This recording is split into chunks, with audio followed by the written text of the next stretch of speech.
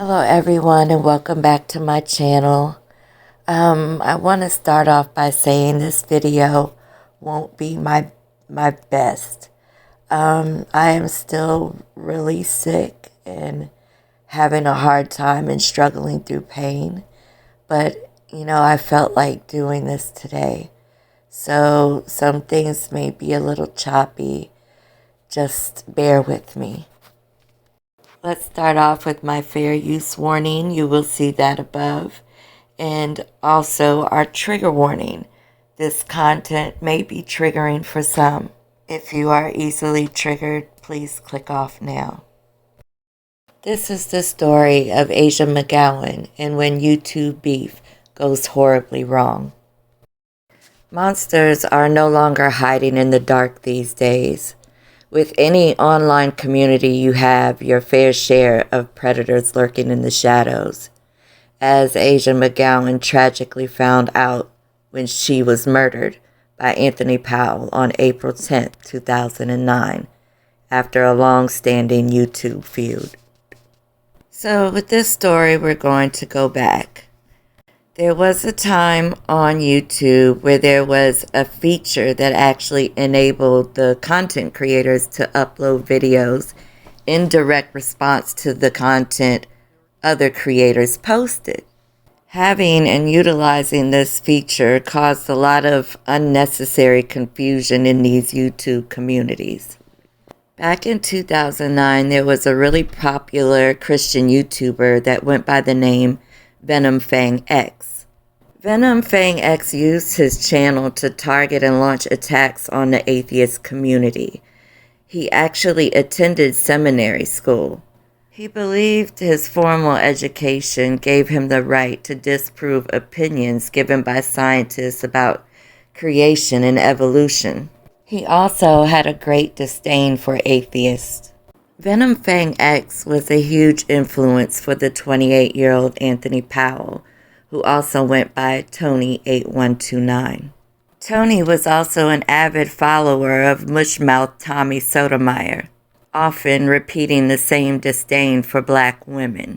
But Tony primarily admired and looked up to Venomfangx as he too was posting similar Christian-themed content. Tony was pretty successful and looked up to in his Christian-based community. He was known to go on profanity-filled rants about controversial topics. The atheists have been defeated. These have been caught on their bullshit.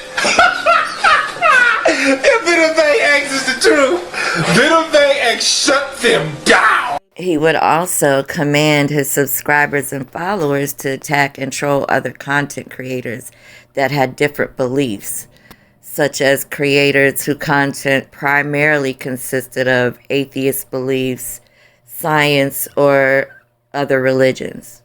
Tony would often refer to them as troopers of Satan, demons, and subhuman monkeys. Tony was also extremely misogynistic, often voicing that women should be obedient, submissive, and subservient to their husbands. He actually had a video titled "Black Women Don't Deserve Respect."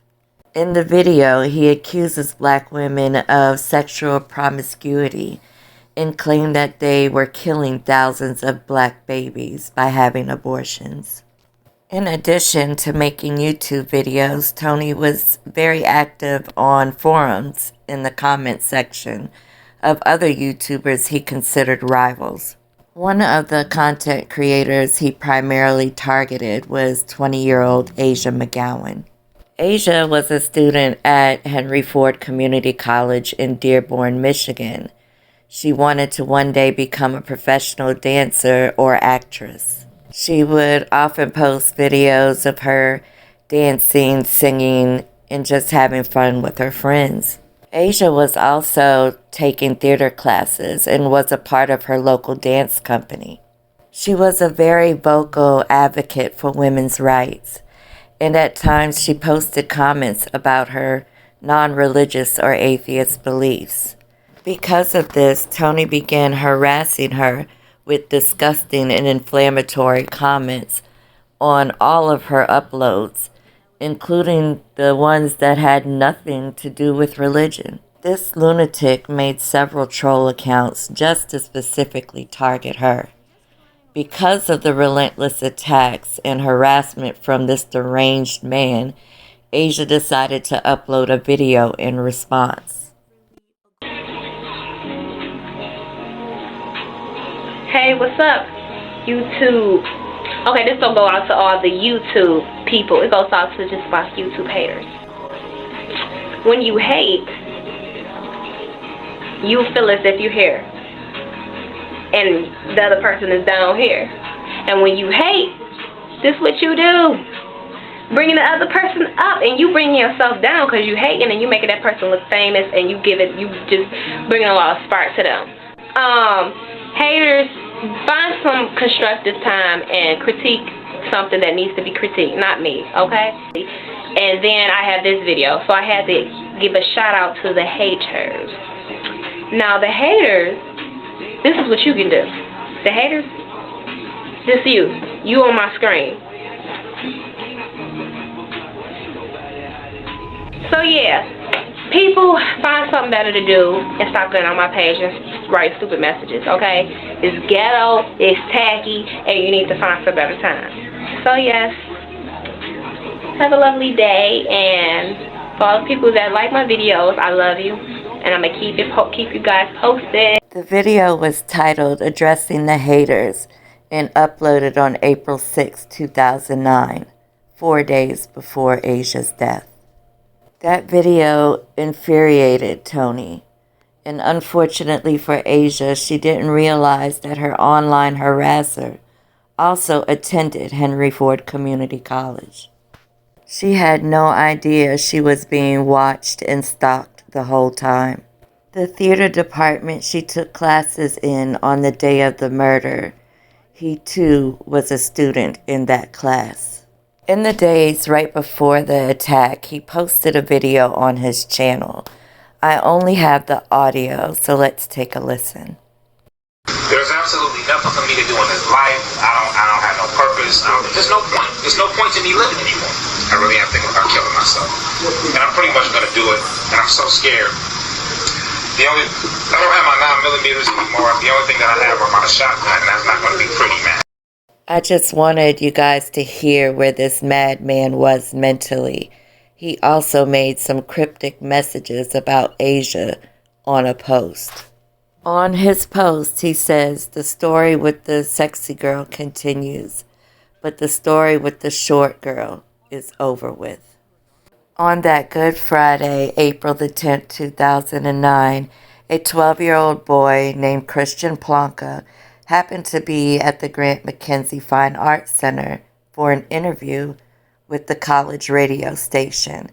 He was there to advertise an upcoming theater production he was in. On a later interview with the Sword and Scale podcast, Christian states that he felt off that day at around 11 a.m. He stated that things just didn't feel right. And then 10 minutes later, he hears a scream for help at the entryway of the theater. According to Christian, the other students weren't really fazed by the screams for help because they were used to students playing pranks, so they just brushed it off. Christian, however, was very unsure about what he was hearing until he heard the first gunshot. He actually went to investigate and noticed that the shots were coming from behind a glass door. While watching through the glass door, he witnessed an injured Asia running from the classroom. He then saw her shot in the back and dragged back into the classroom. That's when Christian heard one more shot. This shot was the one that killed Asia. Police were dispatched at about 12:30 p.m. When officers arrived, they heard one more additional gunshot. They then discovered the bodies of both Asia McGowan and Anthony Powell in room F111. So Asia was shot twice, and then he turned the gun on himself. It was believed that Tony and Asia were paired to do a project and met in the classroom that day to prepare. Can you imagine thinking you're paired up with someone to work on a project, not knowing this person is your biggest hater on YouTube and your primary stalker? And seeing two very different sides of Anthony Powell, one from his parents, the other from some disturbing videos he posted on the internet. This is the Anthony Powell hundreds, perhaps thousands of people got to know on the internet. He had his own YouTube channel where he often went on rants about women, religion, and evolution. The fairy tales of evolution is entertaining, it is satire, and this comment is the funniest comment ever. And this is the 28-year-old his parents knew, seen here in his high school graduation photo and full of ambition. But Doris and Samuel Powell say their son struggled with depression since he was a child and didn't like taking medication. My child, I know, had challenges, but we tried for years to give him the help he needed, and it just wasn't out there. There was no way they could help my son. The Powells say Tony had dreams of working in the movie industry, either as an actor or behind the scenes. In fact, he shared a theater class with Asia McGowan, the 20-year-old woman he shot and killed Friday in the Fine Arts building at Henry Ford Community College, before killing himself. His parents never heard him mention Asia's name. She says her son was a sweetheart, shy in life but gregarious on the web. And while she feared his issues with depression might lead to suicide, she never imagined he would take someone else too. I'm so sorry to this child's family that he did this. I don't think Tony went there with the intention of hurting this child. I think something went wrong. I don't know what happened. I wish I knew. I wish I knew what was his last thoughts. We were totally surprised about this. He's dead. He's gone. There's nothing we can do. We didn't know anything about him doing anything like that. And I offer my condolences to that family of that dead child. Classes resume here on Tuesday. There is grief counseling available for students and staff. Meantime, Doris Powell says she'll be thinking about her son Tony every day for the rest of her life. We're live in Dearborn tonight. Michael Rosenfield, Channel 7. Ask ourselves a question. If you're a black female, you talk about you want respect. Why do you deserve respect? Soon after Anthony Powell's parents spoke out on the news about his mental health issues, Venomfangx also decided to do a video addressing what took place. This is a tragedy and nothing but a tragedy. This is horrific. I didn't know Tony. I'd only found out who Tony was a day ago when I had heard this controversy and that my name had been brought up. And if the families of either parties is watching this in whatever event, I want to express both my sympathy for what has happened as well as a few words of comfort. God loves you, and God loved Tony, and God loved the young lady who was killed. Had I the ability to speak to Tony today, or if I was able to speak to him before he had done this, I most certainly would have told him that suicide and murder is not the answer. This is a tragedy, and anyone who thinks otherwise is sick. Is absolutely sick, and anyone who blames anyone other than Tony for Tony's action is wrong. So just like my prior videos, there are a few questions I would like to pose. Where and when, as content creators and subbies, do we present and stick to boundaries? Was Venomfangx ultimately responsible for these horrific events? Do you think it would have made a difference if he spoke to Tony about his suicidal ideations? Does YouTube hold any responsibility for building a platform that allows for these things to happen?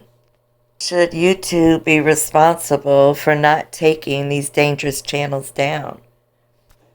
Anthony Powell had his fair share of issues, including not getting treatment for his mental health. But would these issues have led to this murder-suicide if he had not had access to YouTube or his YouTube channel? In light of the current climate today, we should be asking YouTube what is their ultimate responsibility to keep their content creators safe. I hope you guys enjoyed today's video. Please make sure you like, subscribe, and hit that notification bell so you can be notified anytime I premiere or go live. And please check out some of my older content. Be kind to one another, and good night.